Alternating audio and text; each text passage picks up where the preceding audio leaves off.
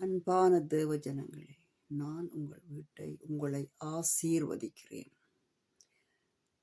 ஞானத்துக்கு விரோதமான சூனியங்கள் உங்களுக்கு கிட்ட வராதபடிக்கு நான் உங்களை தேவ சமாதானத்தினால் நிரப்புகிறேன். முதற்கணம் உங்களுக்கு இனிமையான கற்கண்டுகளை உங்களுக்கு அன்பளிப்பாக உங்கள் வாய்களில் உங்களை நான் ஆசீர்வதிக்கிறேன்.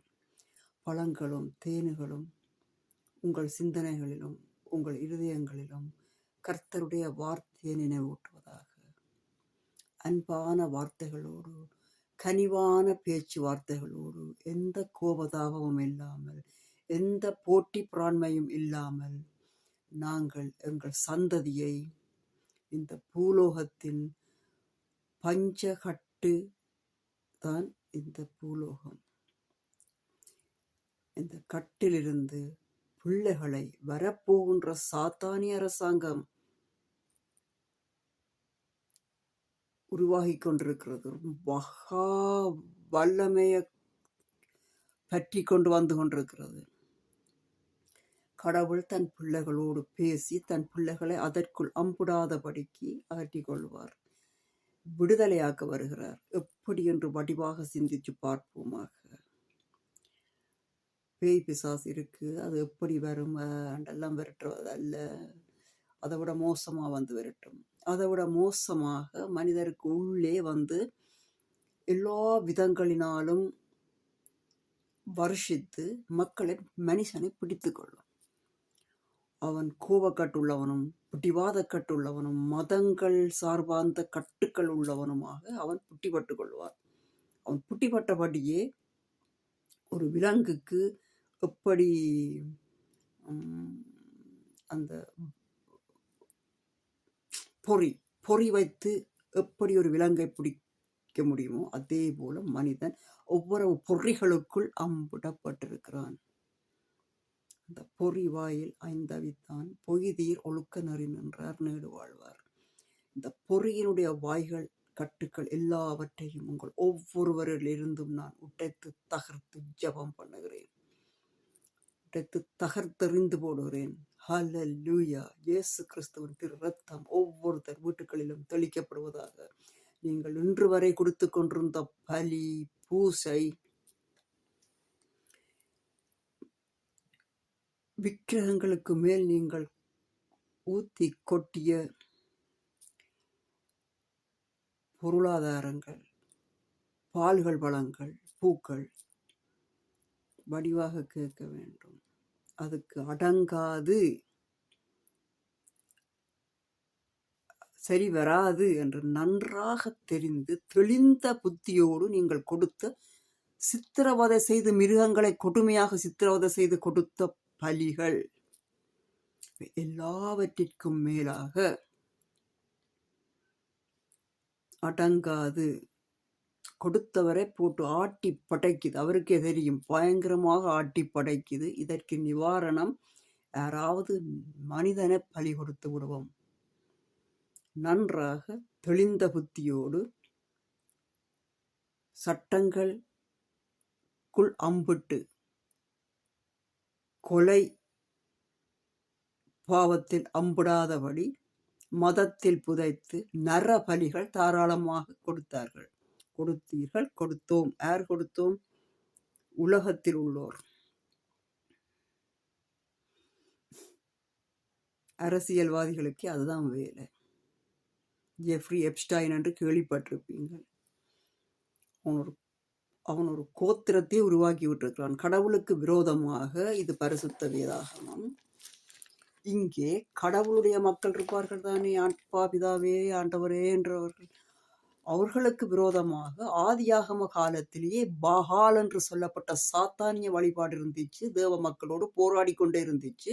அது இன்றைக்கும் தேவ மக்களை தேடி அவர்களோடே போராடுகிறது. நான் எல்லாம் கண் அயர முடியாது. கண் அயர்ந்தவுடன் எனக்கு ஒரு இழப்பை, வேதனையை, சோதனையை கொண்டு வந்து போடும்.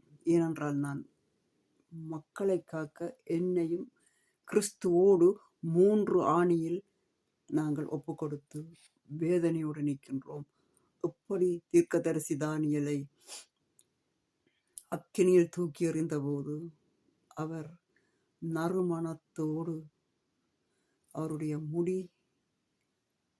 கூட ஒரு முடி கூட கருகாதபடி தீப்புழம்பிலிருந்து எப்படி புறப்பட்டு வந்தாரோ அப்படியே தேவன் தன் பிள்ளைகளையும் காப்பாற்றுகிறார். என்னை பார்த்தால் யாரும் சொல்ல மாட்டார்கள் அவருக்கு என்ன ஒரு பிரச்சனை இருக்குமா, பிரச்சனையே காணாத ஆத்மா போல் இருக்கிறது என்று. நாங்கள் நெருப்பில் நடந்து வந்த பிள்ளைகள், பூ மிதிப்பதல்ல, நெருப்பை கொட்டி நெருப்பில் பாய்ந்து தடம் புரண்டு விழுந்து எழும்புவதல்ல. சிறு வயது தொடக்கம் பிறப்பை பற்றி சொல்லியிருந்தேன். என்னுடைய பிறப்பு, என்னுடைய தாய் தன் மூத்த மகனை பிரசவிக்கும் போது இழந்து அவவும் மறித்து விட்டா என்று சொல்லி அவவை புனவரையில் போட்டு, அதாவது அவவுக்கு அந்த வயிற்றை வெட்டி எடுத்த சிசேரியன் அந்த இடமெல்லாவற்றையும் வந்து இந்த தையல், அந்த மறித்தவர்களுக்காக தைக்கப்படுற போஸ்ட்மார்ட்டம் தையலை அங்கே தைத்து தாறுமாறாக அவவை புனவரையில் போட்டு 7வது மணி நேரம் 8வது மணி நேரம் அவனுடைய குரல் வழியே வந்தது. ஆழ்ந்த நித்திரை, ஆழ்ந்த மயக்கத்திலிருந்து தேவன் என் தகப்பனின் தந்தையின் கூக்குரலை கேட்டு, கூக்குரலோடு ஜெபம் பண்ணுங்கள், அங்கே மரித்தவன் உயிர் தெழும்புவான். ஆனால் என் தகப்பனில் இருந்த பிசாசு கட்டுக்களும் யாரும் அறிய மாட்டார்கள். அவ்வளவுக்கு அவருக்கும் சோதனை.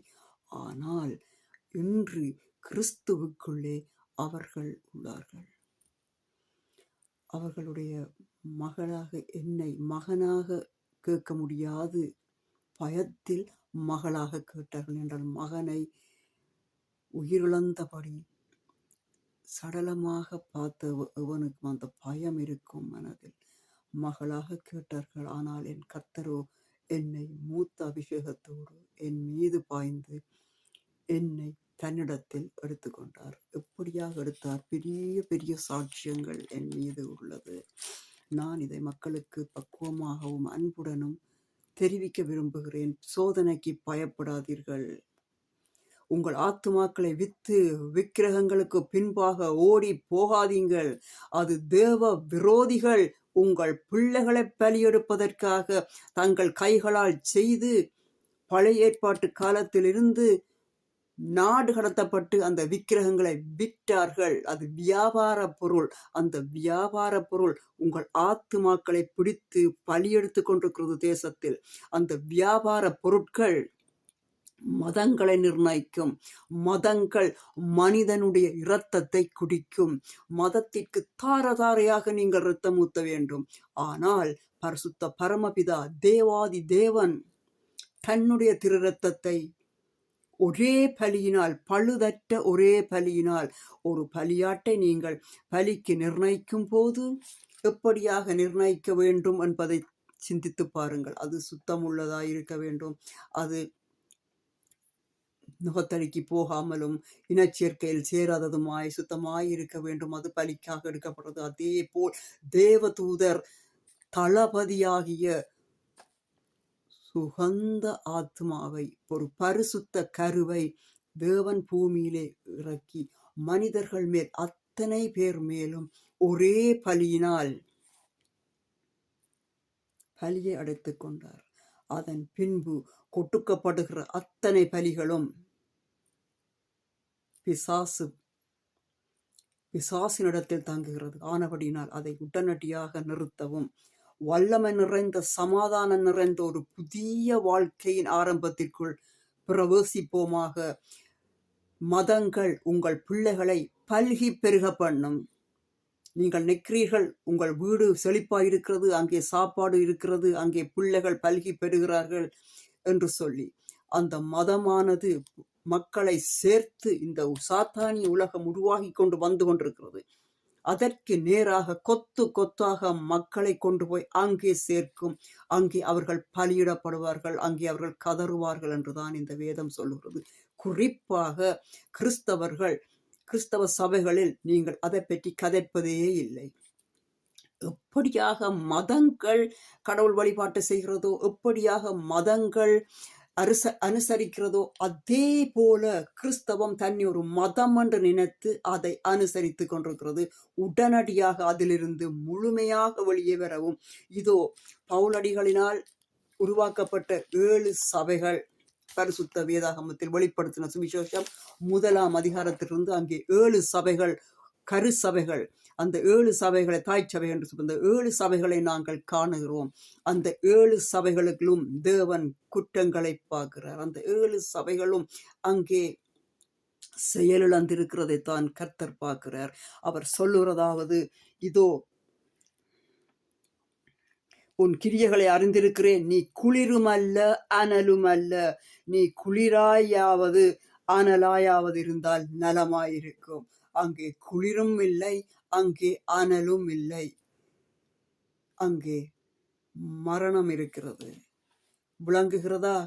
அங்கே மரணம் இருக்கிறது. மக்களே, உங்களுக்காக சொல்லுகிறேன், நீங்கள் உங்களுக்காக வசூலிப்பதற்காகவும் உங்களை நாங்கள் ஆசீர்வதிக்கிறோம். 3 நாளைக்குள்ள உங்கள் கட்டுகள் அகன்று போகும். இன்றைக்கு 3 நாளில் உங்கள் வீட்டில் அற்புதம் நடக்கும், அடையாளங்கள் நடக்கும், கடவுள் உங்களை பேசுகிறது. எங்கேயாவது ஏசப்பா அப்படி சொல்லியே இருக்கிறாரா? மத்தேயு 24ஆம் அதிகாரத்தை படித்து பாருங்கள். உங்கள் சந்ததி வளர்வதற்கான மோட்டிவேஷன், உற்சாகப்படுத்தும் பிரசங்கம் எங்கேயாவது பரமபிதா செய்திருக்கிறாரா? செய்யவில்லை.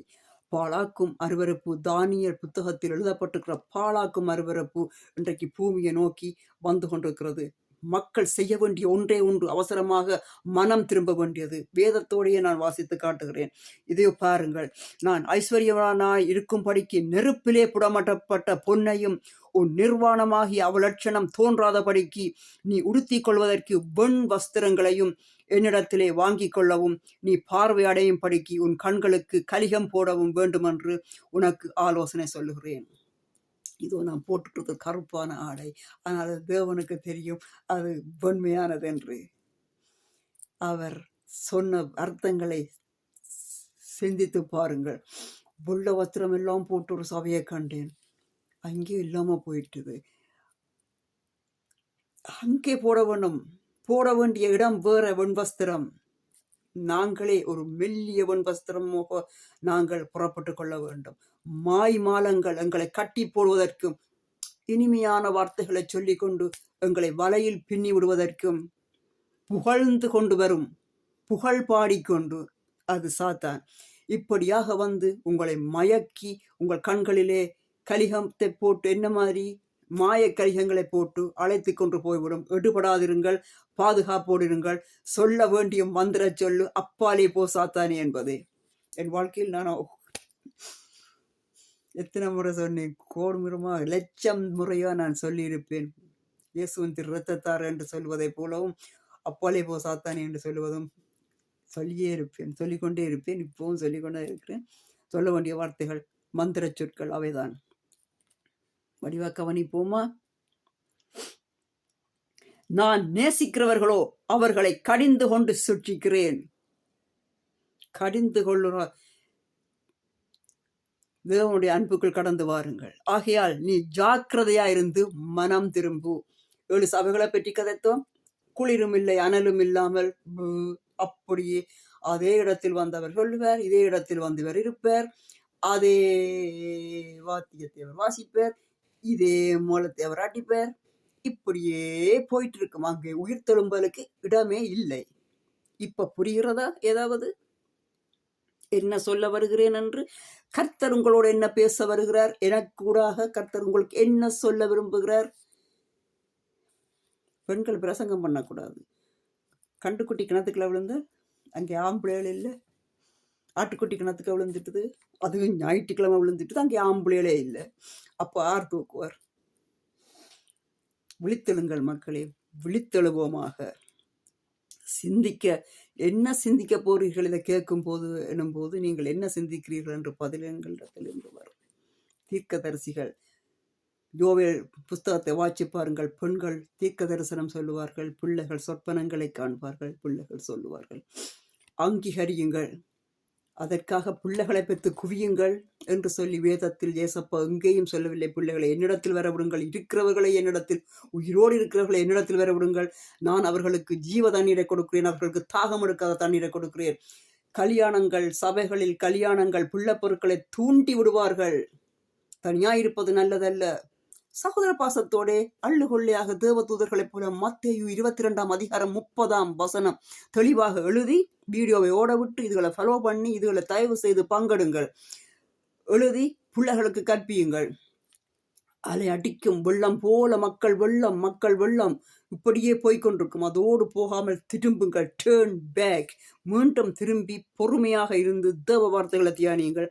இங்க பாருங்கள், அவர் சொல்லுகிறார், உன் வாசற்படியில் நின்று தட்டுகிறேன். சரி, நான் எங்க வாசிக்கிறேன்? வெளிப்படுத்தின சுவிசேஷம் 3 அதிகாரத்தை படிக்கவும், முழுமையாக படிக்கவும். ஒருவன் என் சத்தத்தை கேட்டு கதவை திறந்தால் அவனிடத்திலே நான் பிரவேசித்து அவனோடே போஜனம் பண்ணுவேன், அவனும் என்னோடே போஜனம் பண்ணுவான். அதை நான் பெற்றுக்கொண்டேன். சிறு வயசிலிருந்து பிசாசினால் சோதிக்கப்பட்டேன். வேதத்தை எடுக்கப்படாது.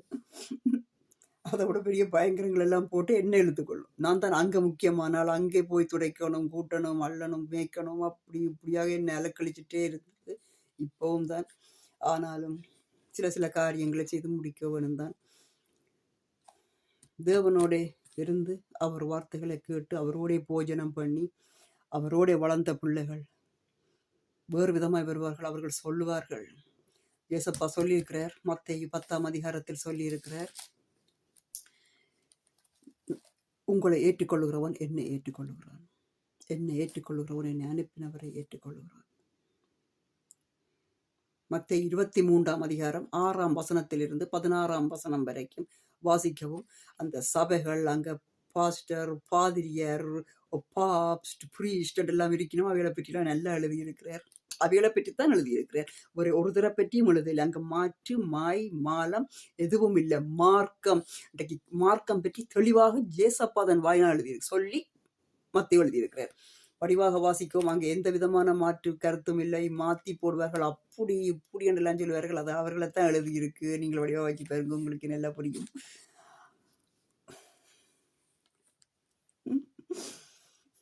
வாசிச்சு பாருங்க, அமைதியா இருந்து ஆண்டவரோட கதைச்சு பாருங்க.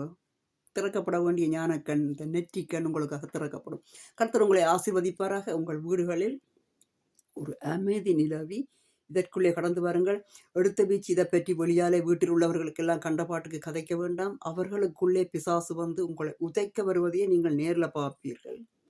உங்களை பற்றி அவதூறு சொல்லி அவமானப்படுத்தி நீங்கள் வெளியே இதை சொல்லி போடாதபடிக்கு உங்களுக்கு மேல் ஒரு பலத்த கரம் வந்து உங்களை அமர்த்துறதை நீங்கள் காண்பீர்கள். அதுதான் அந்த விக்கிரக தோஷங்கள். அதுகள் வரவழைத்து பலி கொடுத்து பேய்களை இறக்கி, சாமிகள், தெய்வங்கள் என்ற பேரில் அங்கே எல்லாம் இறக்கப்பட வேண்டியதெல்லாம் இறக்கி வரப்போகின்ற சாத்தானி அரசாங்கம் வடிவாக கவனிக்க வேண்டும்.